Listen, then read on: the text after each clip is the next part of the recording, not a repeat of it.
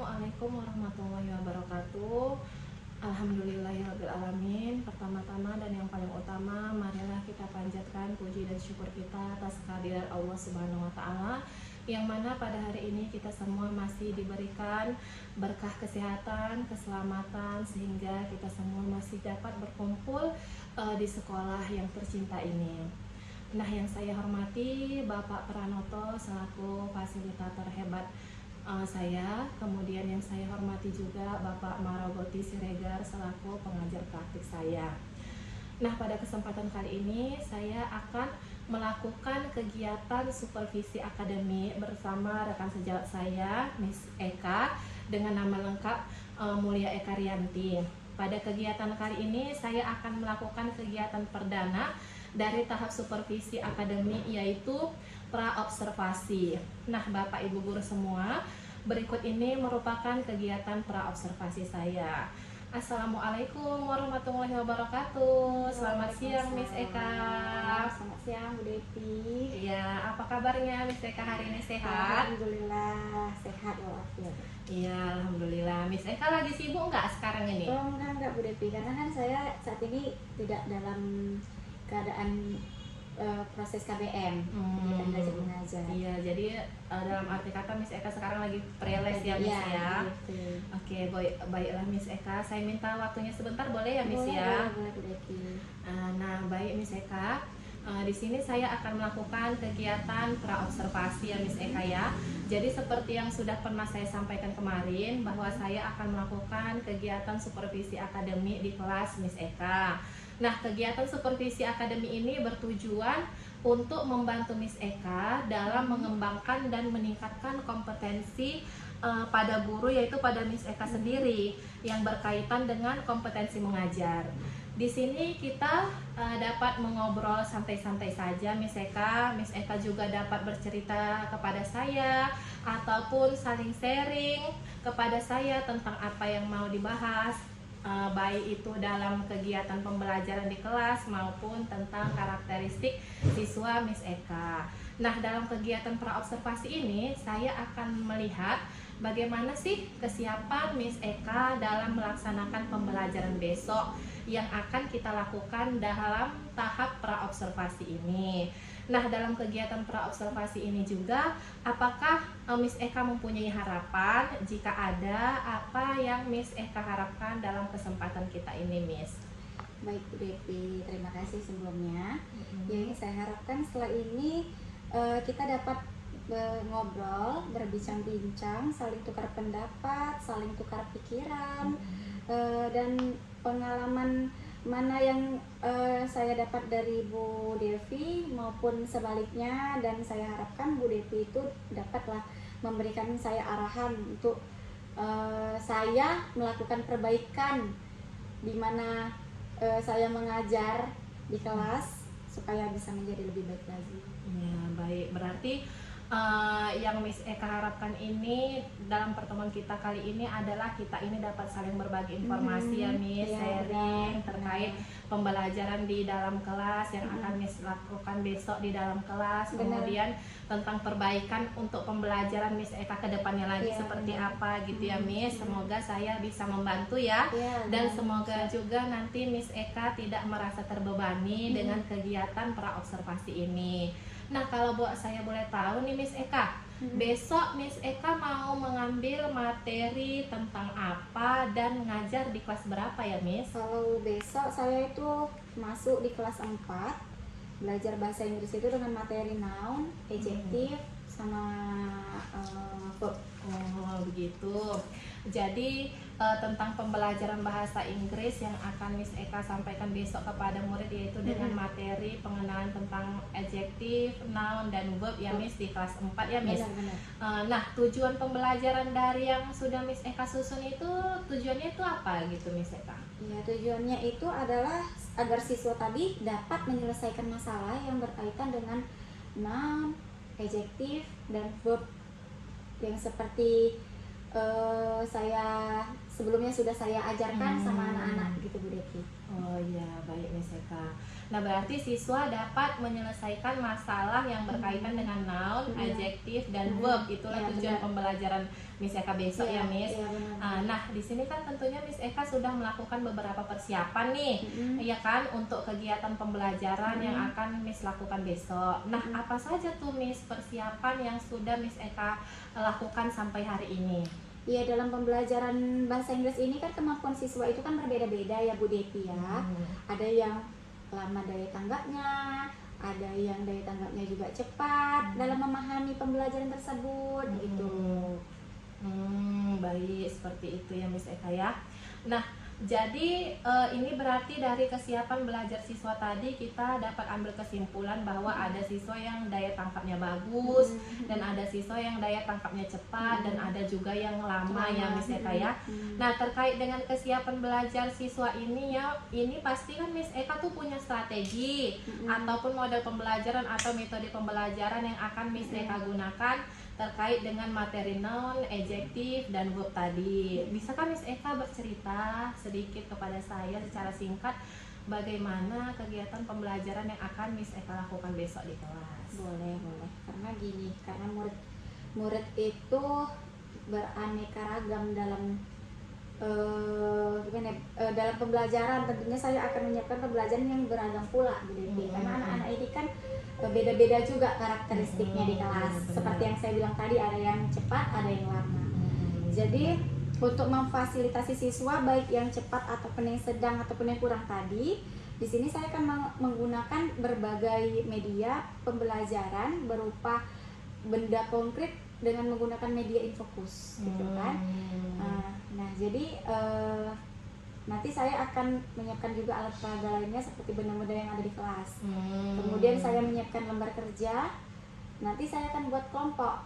Nah, buat siswa yang lebih cepat paham dalam pembelajaran, nanti akan saya berikan lembar kerja dalam bentuk yang menantang, gitu kan. Seperti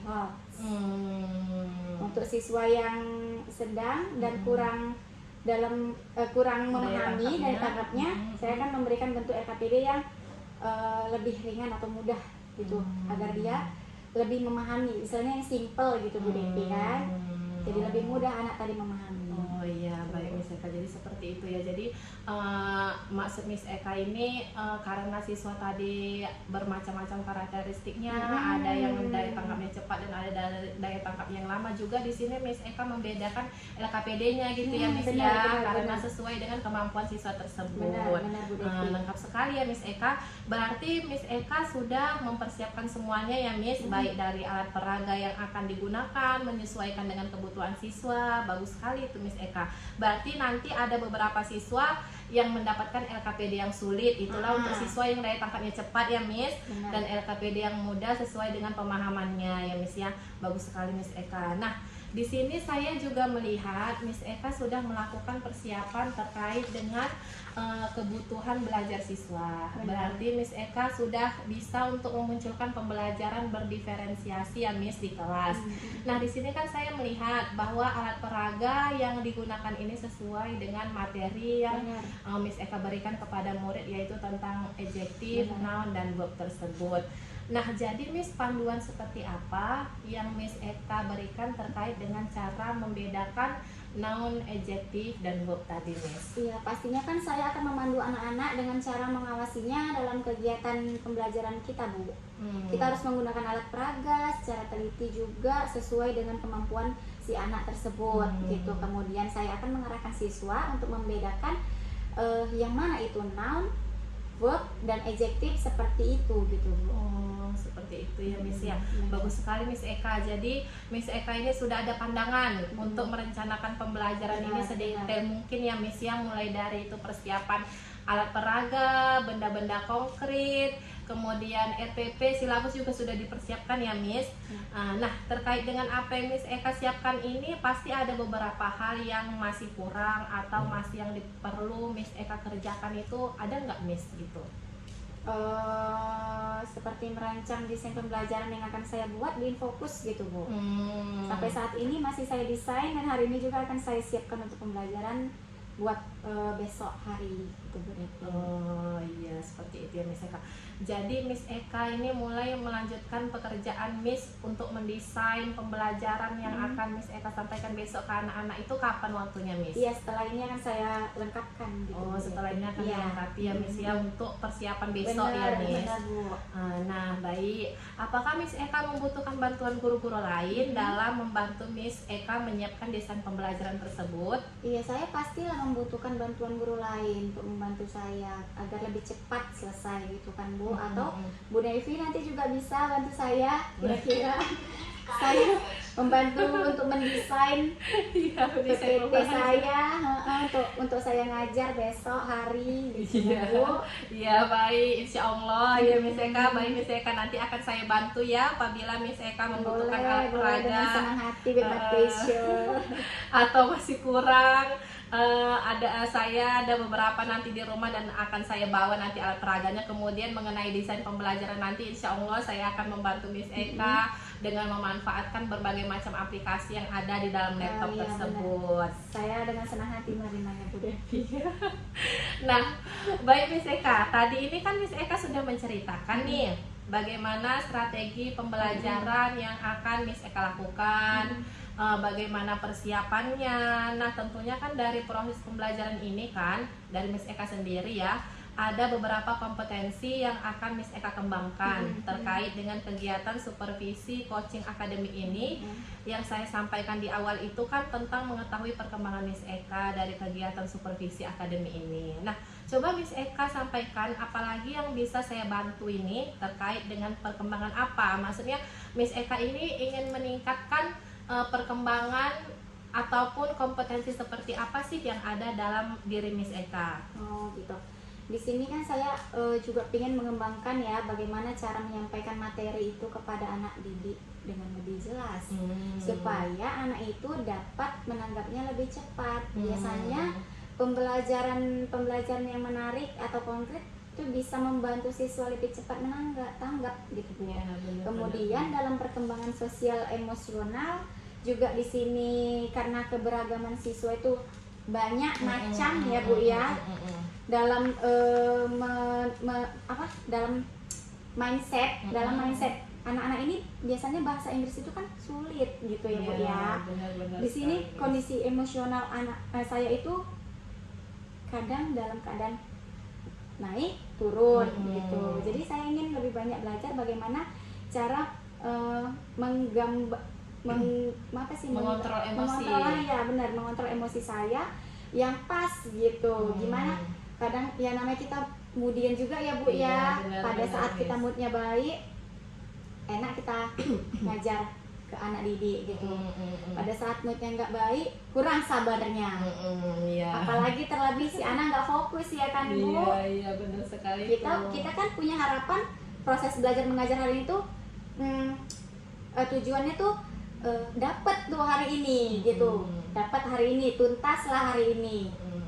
Kalau sudah tuntas kan berarti si anak udah gampang tuh ngerjakan soalnya. Nah masalahnya itu kan kadang-kadang anak yang lama tanggapnya nggak bisa menyelesaikan soalnya sampai jam akhir ya Miss Eka ya. Benar itu Bu. Jadi seperti itu ya Miss Eka ya. Nah baik Miss Eka, jadi yang saya tangkap di sini Miss Eka pertama ingin mengembangkan kemampuan Miss Eka dalam mengajar terkait dengan kompetensi profesional, pedagogi dan sebagainya. Kemudian yang kedua Miss Eka ingin mengembangkan yang berkaitan dengan kompetensi kepribadian Miss Eka sendiri, yaitu bagaimana cara mengontrol sosial emosional kita tersebut ya Miss dalam menghadapi siswa-siswa.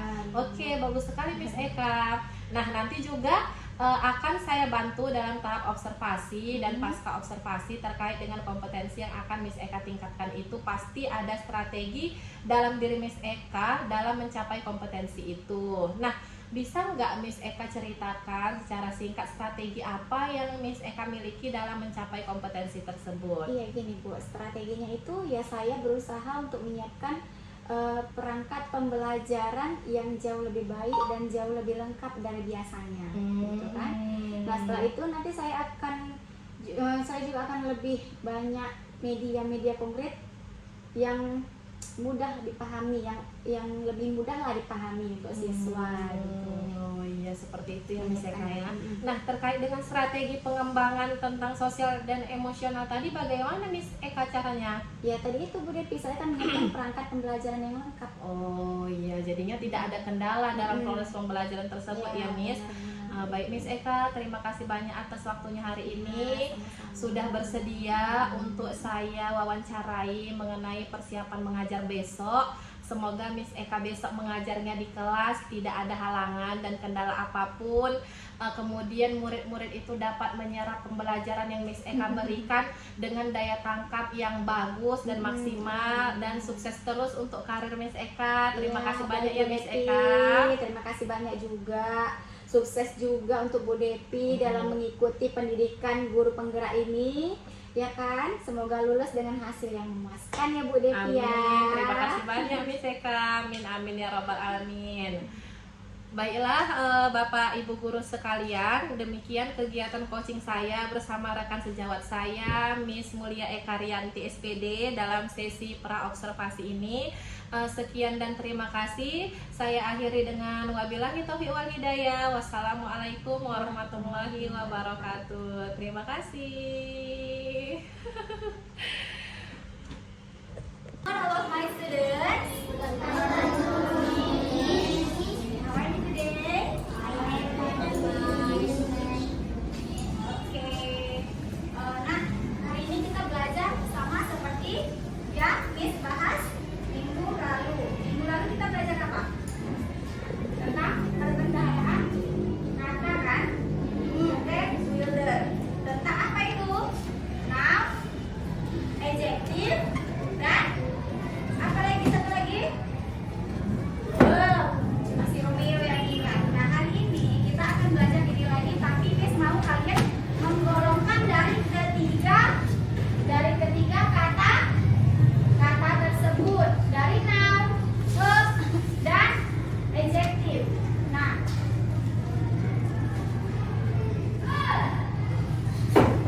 lihat di sini adjective. Adjective itu adalah kata sifat. Kata sifat yang digunakan untuk menerangkan kata benda.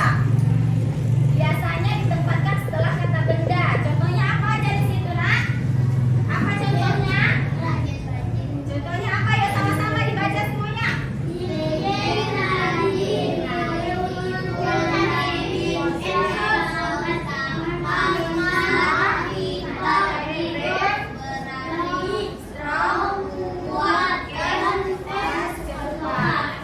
Ini termasuk kata sifat. Dan yang kedua kata benda. Kata benda noun adalah kata yang digunakan untuk menakai atau menyebut orang, benda, tempat, dan ide. Jadi kata ini merujuk pada benda fisik dan konsep abstrak. Apa di situ contohnya, Nak? Coba bisa dilihat. Apa itu house? Apa house? House, rumah. Pool. Nangkar. Gelas, kaca. Gelas, kaca. Cup dan floor. Cup itu adalah cangkir dan floor adalah lantai. Itu termasuk dari kata benda ya. Oke, dan yang terakhir the last one, verb. Verb adalah kata tindakan atau kata kerja, atau dalam bahasa Inggris dikenal sebagai action word. Kita menggunakannya untuk merujuk pada tindakan yang dilakukan peristiwa yang terjadi pada seseorang, sesuatu, atau keadaan. Contohnya apa? Apa contohnya di situ? Contohnya Ran. Apa Ran? Lari. Jam. Talk. Talk. Berbicara. Cook. Memasak dan read. Baca dan go. Pergi. Kata kerja itu adalah kata yang dilakukan, kata yang terbentuk untuk melakukan sesuatu action. Action itu kan berarti ada yang dilakukannya. Di luar dari ini, apa yang kamu ingat? Satu kata kerja. Coba, apa yang kamu ingat? Di luar dari contoh ya. Apa yang kamu ingat, Ash? Di luar dari contoh, apa aja yang termasuk dalam kata kerja? Yuk, bahasa Indonesia pun nggak apa-apa. menjual, kata kerja. Lagi ada ingat? Apa nak? Membeli, kata kerja. Oke, lagi. Kalian saat ini juga sedang apa? Belajar kata kerja. Lagi, ada lagi. Makan, minum, bermain, berdoa. Itu termasuk apa? Nah, ini semua yang dibuat di sini, nak. Ada kata kerja, ada kata sifat, dan ada kata benda. Di sini tidak Miss golongkan sesuai namanya ya. Di sini Miss campurkan semua kata, semua pokoknya di sini. Miss mau kamu menggolongkan classify to the adjective, noun, or verb. Jadi kamu golongkan mana yang menjadi kata kerja, kata sifat, atau kata benda. Kamu buat nanti di buku tulis kamu. Misalnya kata benda, ya kan? Atau noun. 1, 2, 3. Ambil dari sini. Buat lagi di sini misalnya kata sifat atau adjektif. Buat di sini 1, 2, 3, 4 dan seterusnya. Cari dari sini juga. Contohnya di sini ada. Kamu harus juga buka open your dictionary. Apa itu? Buka kan? Buka kamus. Setiap pelajaran bahasa Inggris selalu disarankan untuk membawa kamus. Bawa kamus? Bawa kamus. Buka kamusnya. Cari artinya. Cari artinya. Kalau sudah ketemu artinya, nanti kamu golongkan ke mana yang kata benda, mana yang kata kerja, mana yang kata sifat. Buat nanti jadi 3 bagian. Digolongkan dia, dimasukkan. Afraid. Apa ini afraid? Afraid. Atau di kalimat yang sederhana yang kamu tahu di sini. Eat. Apa ini eat, nak? Eat apa? Eat makan. Makan ini termasuk mana? Kemana, nak? Kerja. Ada nggak di sini? Kata kerja kan? 1, 2, 3, 4, 5. It tadi termasuk ke? Ya.